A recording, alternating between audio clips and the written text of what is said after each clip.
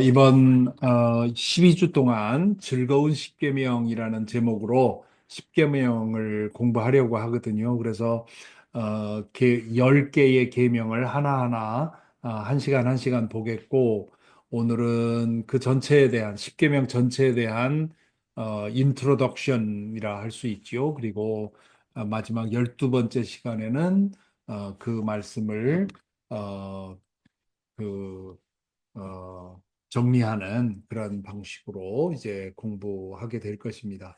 오늘은 첫 번째 시간으로 십계명은 무엇인가 이제 그렇게 제목을 달았는데요. 우리 찬송가의 앞과 뒤에 보면 그 여백의 주기도, 사도신경, 그리고 십계명이 그 수록이 되어 있습니다.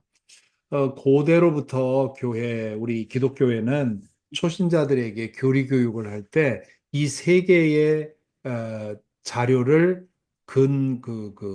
기본 자료로 삼았습니다. 그래서 십계명, 사도신경, 주기도 이렇게 세 개를 우리 다음 주가 종교개혁 주일인데 마르틴 루터가 남긴 책 중에 대교리문답이라고 하는 게 있습니다.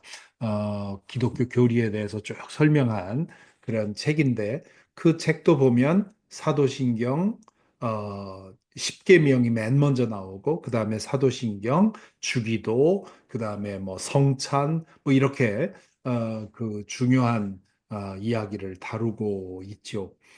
음, 이 십계명은 출애굽기 20장과 신명기 5장 두 번 나옵니다. 성경 안에는요.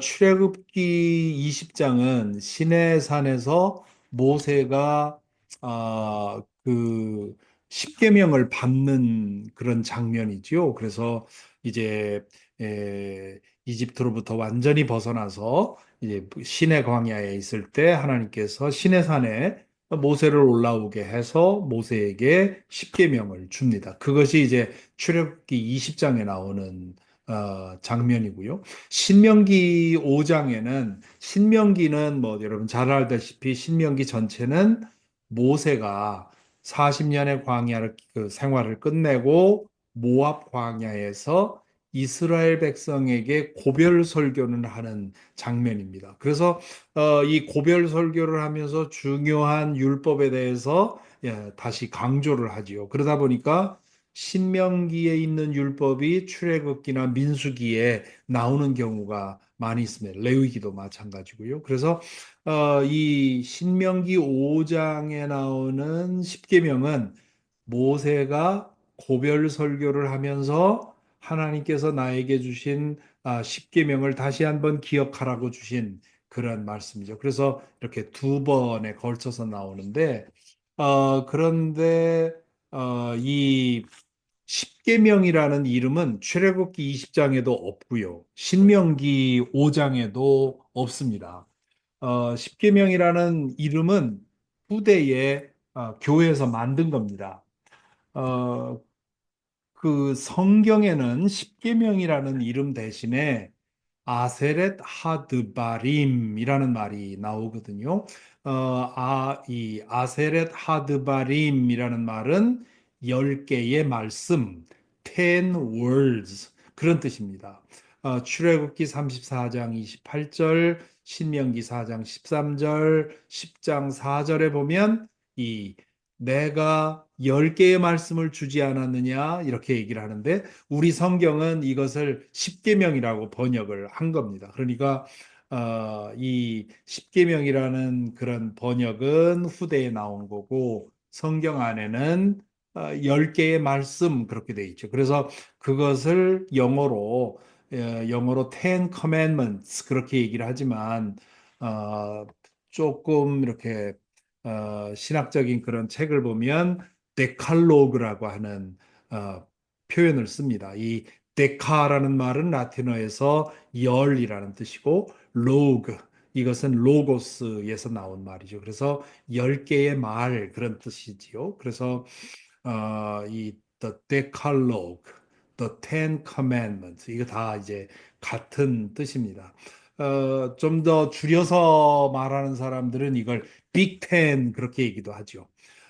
그렇게 그 여러 가지 말로 사용하지만 결국은 그 이 십계명이라는 말은 이제 그렇게 후대에 교회에서 사용한 말이라고 하는 것을 알 수 있고요.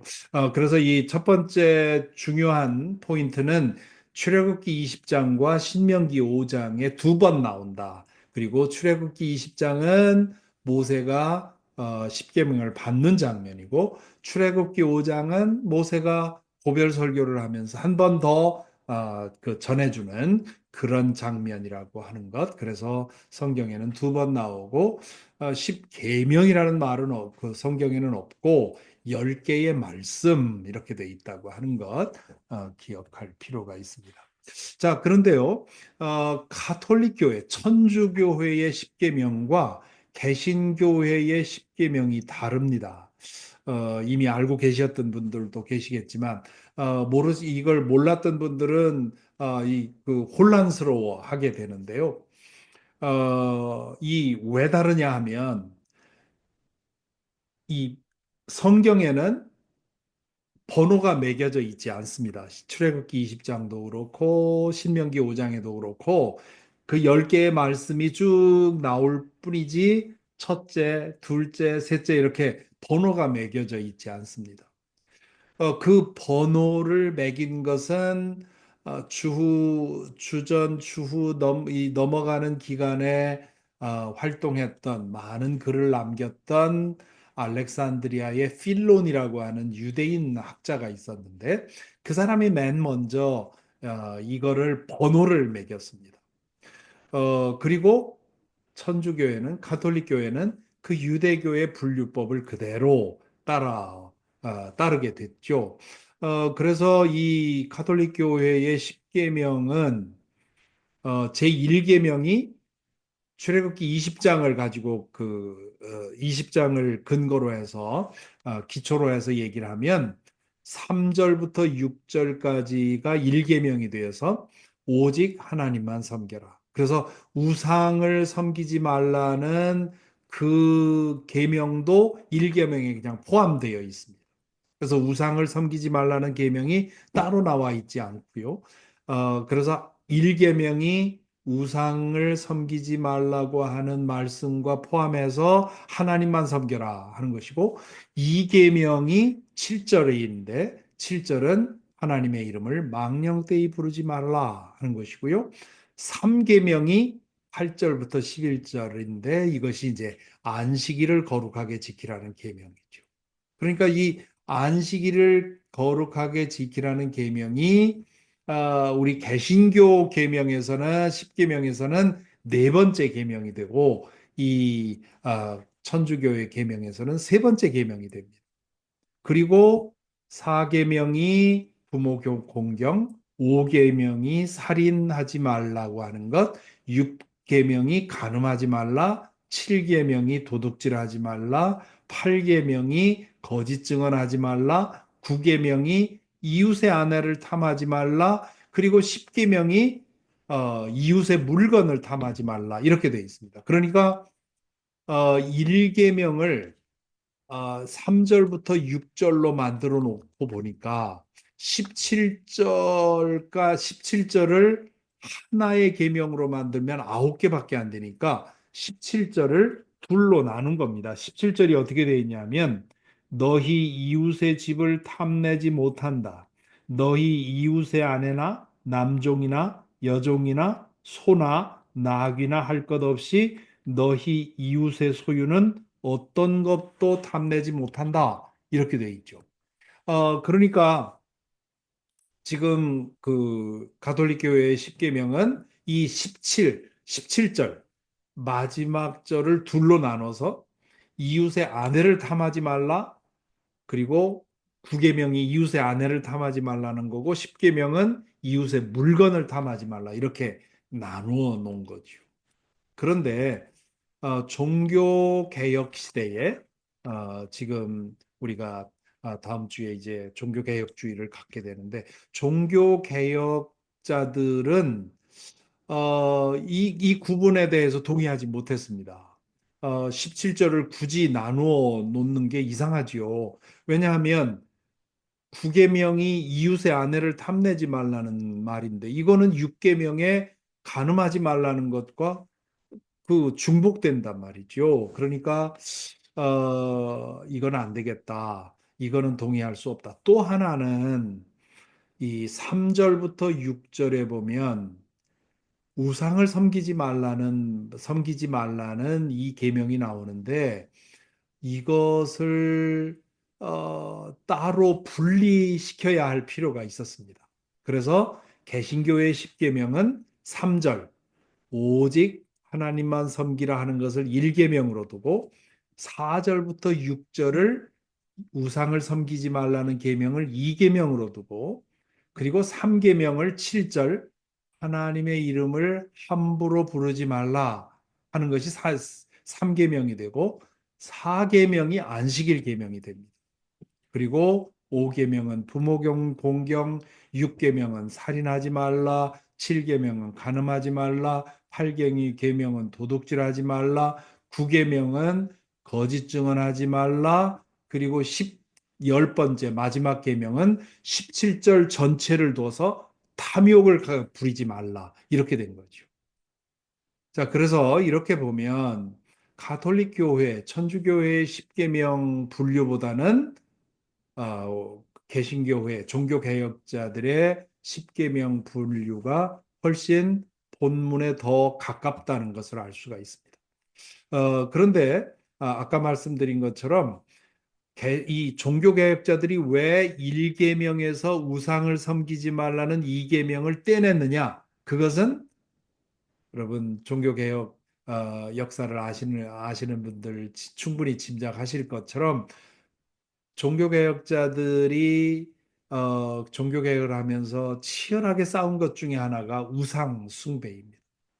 가톨릭 교회에서 천주교회에서 로마 가톨릭 교회에서 이 우상을 숭배하는 그런 것들이 많이 있었거든요. 뭐 마리아 숭배라든가 지금도 천주교회에 가면 그런 예수님의 성상을 마리아상이 아니라 만이 아니라 예수님의 성상 이런 것들을 많이 놓는데 종교개혁자들은 이게 다 우상이 될 수 있다는 거죠. 그래서 다 그것을 이제 없애야 된다고 주장을 했는데, 그래서 개신교의 십자가에는 예수님의 그 시신이 없죠. 가톨릭 교회의 십자가는 예수님의 시신이 걸려 있습니다. 그래서 가톨릭 교회, 천주교회의 십자가상을 십자고상 그렇게 말합니다. 예수님이 고난받은 십자가상 그런 뜻이고 개신교의 십자가에는 예수님의 시신이 없죠. 왜냐하면 개신교회의 십자가는 부활하신 십자가이기 때문에 그래서 종교개혁자들이 의도적으로 우상을 섬기지 말라는 계명을 따로 분리시키고 그리고 17절에 이웃의 아내, 이웃의 물건 이거를 합쳐서 탐욕을에 대한 계명으로 그렇게 규정을 해놓은 것입니다. 그래서 그냥 정상적인 그런 눈으로 보아도 개신교회의 십계명 부분이 더 본문에 가깝다 할 수 있습니다. 아까 말씀드린 것처럼 17절을 굳이 나눠서 이웃의 아내 그리고 이웃의 물건 이렇게 구분하는 것은 매우 어색하다 하는 거죠. 그래서 그 17절 마지막 계명은 탐욕에 대한 계명이고 우상을 섬기지 말라는 계명은 오직 하나님만 섬기라는 계명과 분리시키는 것이 옳다. 그렇게 볼 수 있습니다. 자, 이것은 그냥 우스개로 넘어가는 페이지인데요. 어떤 사람들이 이 십계명을 기억하기 쉽게 이렇게 첫 자를 따서 첫 자를 운으로 해서 만들어 놓은 것이 있어서 소개해 드립니다. 1. 일절 다른 신을 섬기지 말라. 2. 이상한 우상을 섬기지 말라. 3. 삼가 하나님의 이름을 거룩하게 여겨라. 4. 사업을 하지 말고 안식일에 거룩하게 지켜라. 5. 오매불망 부모님을 공경하라. 6. 육갑 떨며 살인하지 말라. 7. 칠칠을 맞게 간음하지 말라. 8. 팔로 도둑질하지 말라. 9. 구차하게 거짓 증언하지 말라. 10. 10원이라도 남의 것을 탐내지 말라.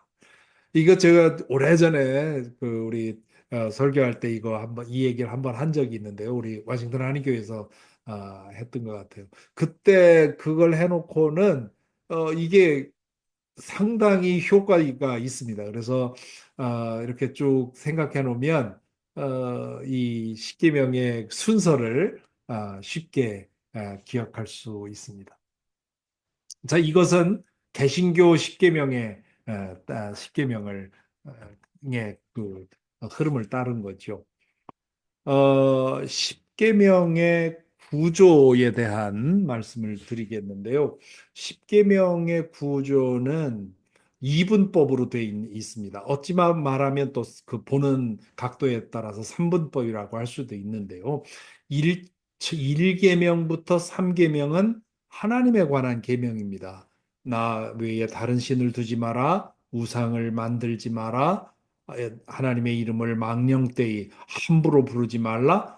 다 하나님에 관한 계명이지요. 그리고 5계명부터 10계명까지는 사람에 관한 계명입니다. 부모를 공경하라, 살인하지 말라, 간음하지 말라. 이거 다 사람에 대한 계명 아닙니까? 그리고 네 번째 계명은 이 트랜지션 그 하나님에 관한 계명과 사람에 대한 계명을 이어주는 계명이죠. 안식일을 지키라는 것이 바로 그겁니다.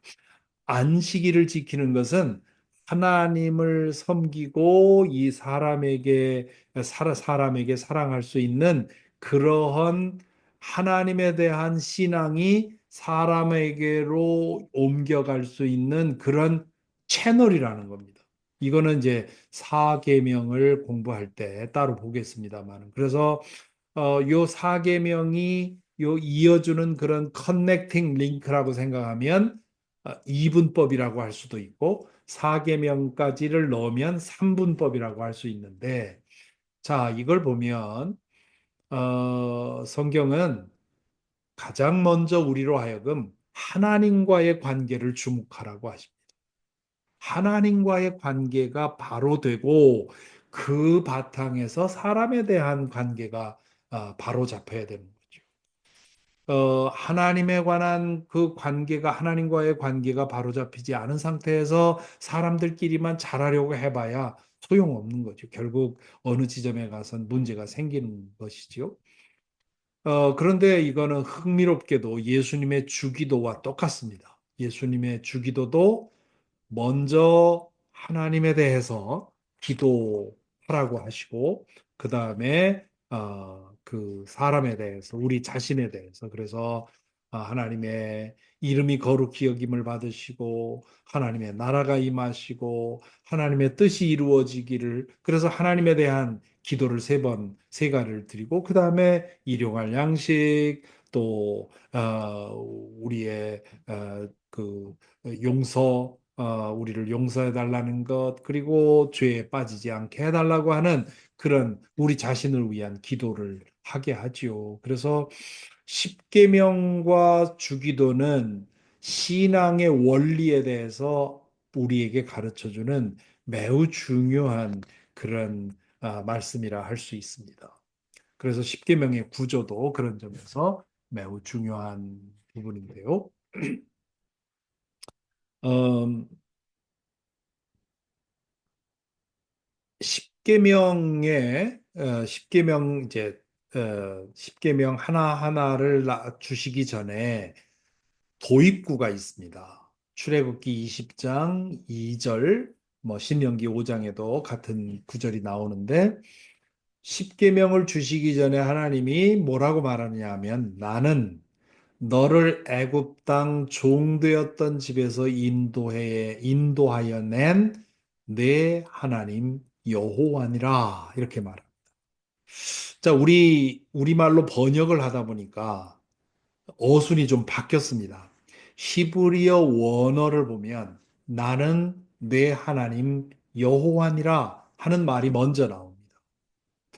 이 하나님이라는 말은 엘로힘이라는 말의 번역으로서 이건 보통 명사죠.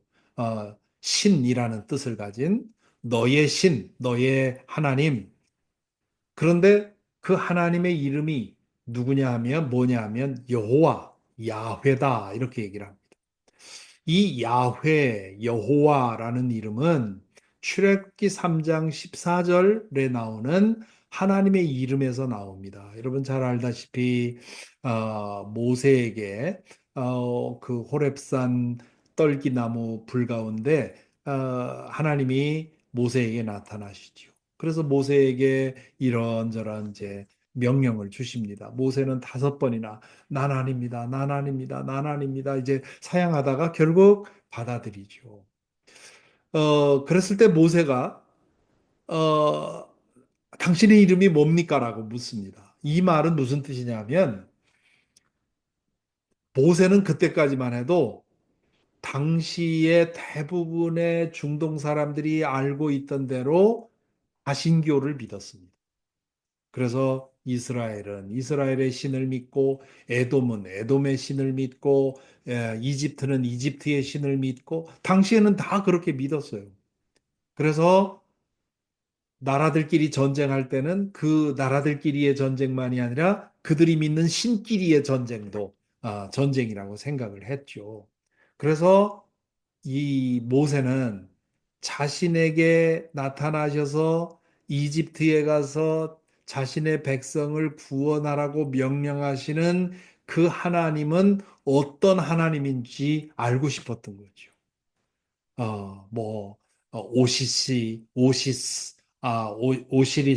뭐 이시스, 뭐 이집트에서 믿던 신들의 이름이지요. 뭐 마르둑, 뭐 등등, 뭐 굉장히 많은 신인의 이름이 있었는데 그 중에 어떤 이름이냐 이거예요. 당신은. 그러니까 지금 이 얘기를 할 때만 해도 모세는 다신교적인 믿음 속에서 지금 나에게 나타난 신은 그 많은 신들 중에 어떤 신인지 그 이름을 알고 싶다고 한 거죠. 그러자 하나님이 뭐라고 대답했느냐면 에흐예 아쉐르 에흐예 그렇게 말합니다. 히브리어로 에흐예 아쉐르 에흐예 이렇게 말하는데 이게 무슨 뜻인가 하면 개역 성경에는 나는 스스로 있는 자니라 그렇게 번역을 했고요. 어, 새 번역에서는 나는 나다라고 번역을 합니다. 영어 번역에서는 I am who I am 이렇게 번역을 하고 혹은 또 어떤 데서는 I am who I will be 이렇게도 얘기를 합니다. 그러니까 그 말은 나는 규정할 수 없는 존재다 하는 뜻입니다. 그래서 이 에흐예 아쉐르 에흐예는 모세가 하나님에게 요구한 당신의 이름이 무엇입니까? 라고 했을 때 그 이름을 알려준 게 아닙니다. 누가 저에게 당신의 이름은 무엇입니까? 했을 때 제가 나는 김영봉입니다. 라고 답한 게 아니라는 거죠. 이 에흐예 아쉘 에흐예라는 말은 이 이름을 알려달라는 모세의 질문에 대해서 거절한 겁니다. 네가 이름으로 나를 규정하려고 하느냐?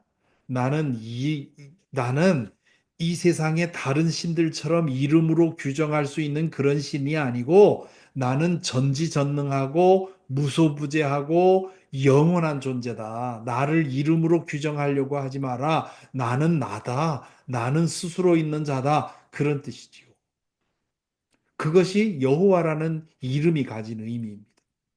그러니까 지금 나는 내 하나님 여호와니라 하는 말은 지금 지금 너에게 이 십계명을 말하고 있는 나는 전지전능하고 태초부터 있었고 온 우주를 창조했고 그리고 인간의 상상으로는 도무지 설명할 수 없는 그런 어마어마한 존재다 하는 얘기를 지금 말씀하시는 거예요. 그게 이제 첫 번째 우리가 주목할 내용이고요. 나는 내 하나님 여호와니라. 그런데 그 하나님이 어떻게 했느냐? 나는 너를 애굽 땅 종되었던 집에서 인도하여 낸 사람이다. 나는 너를 애굽 땅 종되었던 집에서 인도하여 냈다. 이 말은 전능자요, 지존자요, 창조자인 그 하나님이 또한 구원하시는 분이기도 하다. 그런 얘기죠.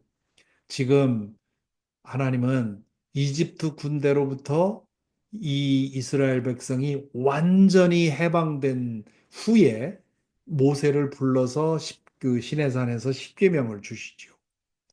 그러니까 지금 이 하나님은 이 십계명을 주시면서 내가 너희를 이집트에서 구원해낸 나는 창조주로서 저 멀리서 팔짱 끼고 지켜보는 사람이 아니라 너희를 사랑하고 너희에게 관심을 갖고 구원한 사람이다. 그런 얘기죠. 그래서 출애굽기 3장 7절에서 8절에 보면 하나님이 이 모세에게 말씀하시면서 뭐라고 합니까?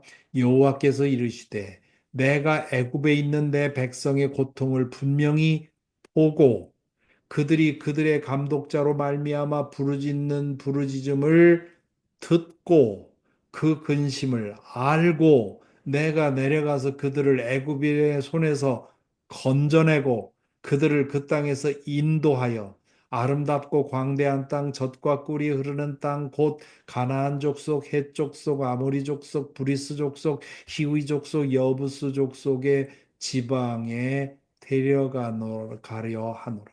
여기 여러 가지 그 단어가 사용이 됩니다. 보고, 듣고, 알고, 내려가서 건져내고, 인도하여 가려 한다. 이러한 이 동사는 하나님께서 이스라엘 백성을 얼마나 사랑하시는지를 보여주는 단어입니다. 그러므로 지금 이 두 번째 이 나는 너를 애굽 땅 종되었던 집에서 인도해 낸 사람이다 하는 말은 창조주 하나님이 그들의 아픔을 보시고 호소를 들으시고 구원하기 위해서 행동하셨다 하는 뜻입니다. 지금 십계명을 주는 그분은 태초부터 계셨던 지존자요 전능자이면서 동시에 지금 너희를 사랑해서 이집트로부터 해방시켜낸 바로 그 사람이 나다. 내가 주는 거다. 이제 그런 뜻이지요. 그래서 이 도입문의 의미는 뭐냐면 십계명을 주신 하나님은 창조주이면서 또한 구원자이시다. 그리고 십계명을 주신 이유는 이집트로부터 해방시켜낸 이스라엘 백성들의 그 해방, 그 자유를 완성하기 위해 주신 지침이다. 그런 뜻이죠. 에릭 프롬이라는 스위스 출신의 정신과 의사면서 많은 책을 낸 이 에릭 프롬 사회 심리학자 에릭 프롬이 어, Escape from Freedom이라고 하는 자유로부터 도피라고 하는 유명한 책을 냈는데 그 책에서 자유는 두 가지 자유가 있다. Freedom from 무엇으로부터 자유하여야 하고 뿐만 아니라 freedom for 자유해서 무언가 의미 있는 것을 위해서 살지 않으면 그 자유는 완성되지 않는다. 이제 그랬는데 지금 하나님께서 십계명을 주시고 이어서 율법을 주신 이유는 이집트로부터 해방시켜낸 그 이스라엘 백성이 자유민으로서 그 자유를 완성하기 위해서 주신 지침이라는 거죠. 그래서 우리가 계명이라는 말을 들으면 부정적인 의미를 갖게 되죠. 뭔가 억압받고 제한받는다는 느낌을 줍니다. 그러니까 십계명 사람들이 별로 좋아하지 않습니다. 그런데 이 도입문의 의미는 지금 이 십계명을 주는 존재가 누구냐? 그분은 전지한 분이고 전능하신 분이고 지존자이고 영원하신 분이다. 그러므로 그래서요. 이 십계명을 보면 명령만 있지 그 명령을 행해야 되는 이유가 없습니다. 딱 하나 붙어 있는데 그게 이제 안식일 아니 부모 공경에 관한 어, 그 계명 외에는 나머지는 그냥 하라 하지 말라 하라 하지 말라 이거밖에 없어요. 왜 그걸 그렇게 해야 하는지에 대한 설명이 없습니다. 왜 그렇겠습니까? 이것을 이 명령을 주시는 분은 전지전능하고 영원하신 분이기 때문에 거기에는 다른 논리가 필요 없는 거죠. 전지전능하신 분이 우리를 사랑하셔서 우리의 복을 위해서 주신 명령이기 때문에 왜 그래야 됩니까? 하고 질문할 이유가 없는 겁니다. 그냥 말씀하신 대로 지키면 되는 거죠. 그래서 이 십계명은 우리를 억압하고 제한하기 위해서 주신 계명이 아니라 우리에게 주어진 물리적 자유를 완성하기 위해서 주어졌다. 우리 한국 근대사를 설명하면서 그런 얘기를 많이 합니다. 너무 해방이 너무 갑작스럽게 준비 없이 주어져서 우리 민족이 갑자기 주어진 해방을 완성하지 못했다.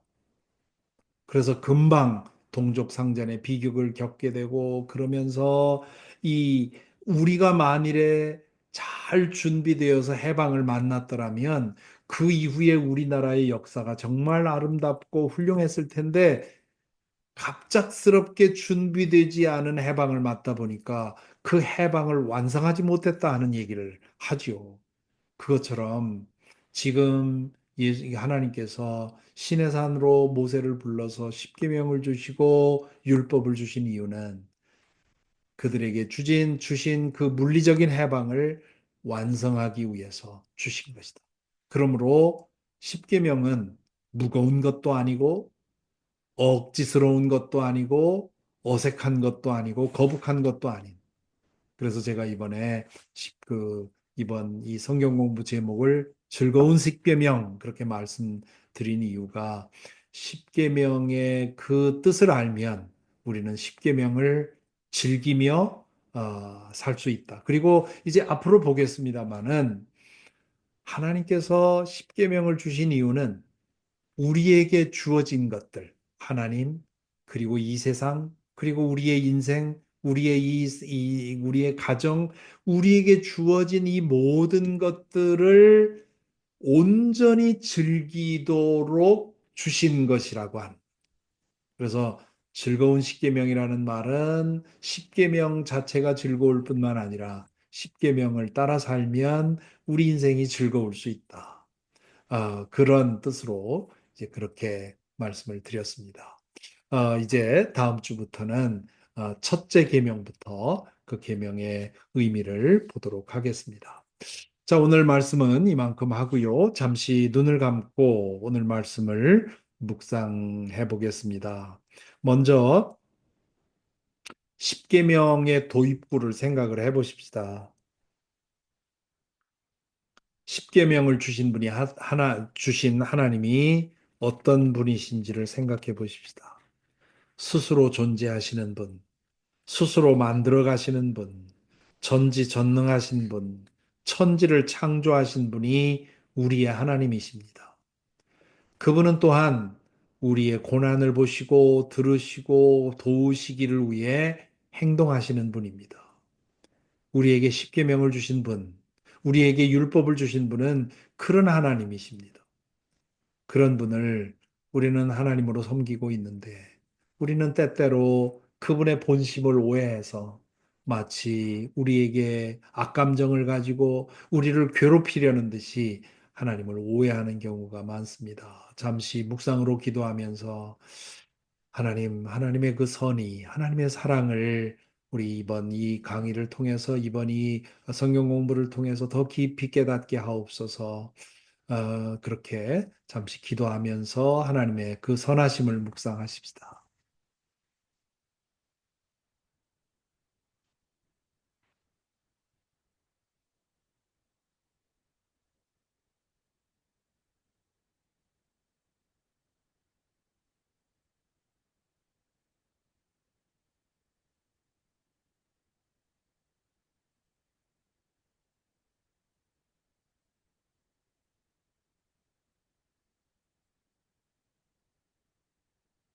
또 하나 묵상의 주제를 생각해 봅니다. 이집트로부터 해방되었을 때 하나님은 십계명을 주셨습니다. 물리적이고 육체적인 해방을 완성하기 위한 지침으로 주어진 것이지요. 그래서 계명에는 인간을 향한 하나님의 지극한 사랑이 담겨 있습니다. 우리도 오늘 우리 모두는 다 자유를 누리며 살고 있습니다. 그렇지만 어, 우리의 이 물리적인 자유, 육체적인 자유만으로는 우리의 자유를 완성했다 할 수 없습니다.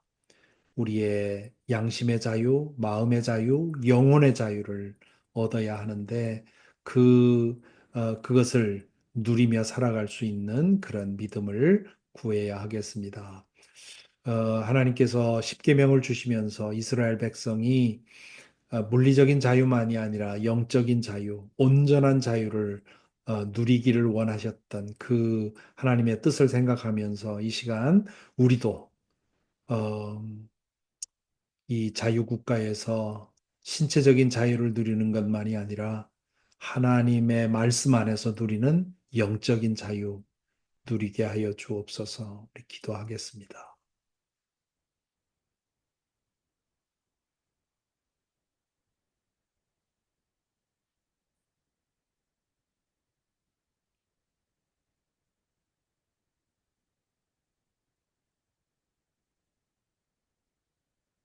사랑해 주님, 오늘 즐거운 십계명 첫 번째 시간 주께서 우리에게 은혜를 주시고 또한 깨달음을 주시니 감사합니다.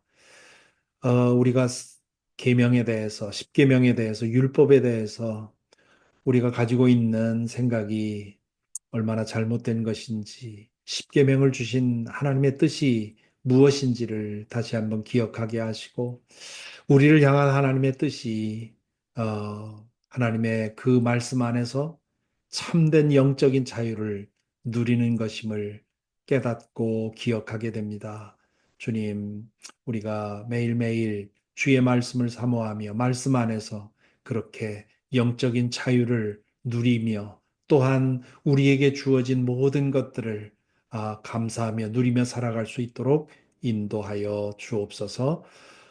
주님, 이제 두 주 남은 미국 대선을 위해 기도합니다. 또한 혼미하여 그 길을 알 수 없을 만큼 혼미해진 한국의 정치 상황을 위해 기도합니다.